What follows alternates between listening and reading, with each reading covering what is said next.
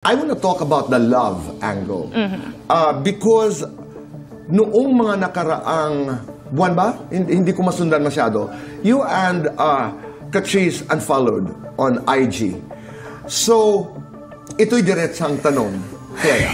I mean, answerable by a yes or a no. I know relationships are nuanced, pero itong tanong ay pwedeng sagutin ng oo o hindi. Naghiwalay na ba kayo ni Catrice?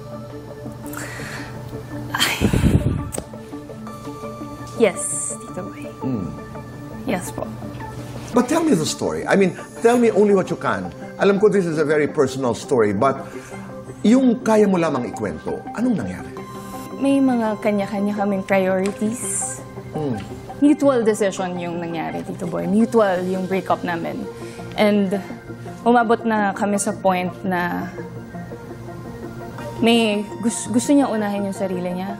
Gusto ko rin naman unahin yung sarili ko this time. Piliin yung sarili ko this time. So, and na-realize na rin namin na hindi na kami nakakatulong sa isa't isa. Parang pinupull down na lang namin yung isa't isa. Parang umabot kami sa ganung point. Nilaban namin siya sa buong... Nilaban yun? Tito Boy, sa buong 3 years namin, wala akong regrets at all sa relationship namin ni Kat. Ang dami niyang natulong sa akin.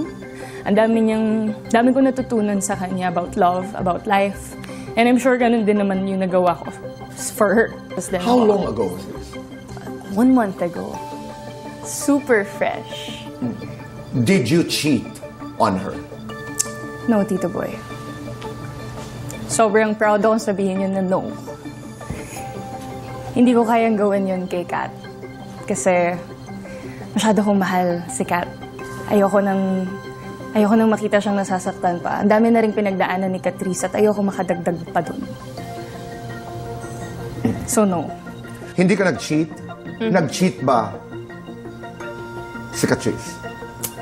No, then, Tito Boy. Of course not. And knowing Kat, hindi niya kayang gawin yun kahit kanino. So, no. And thank you for categorically saying na hindi nag-cheat No. si Kat.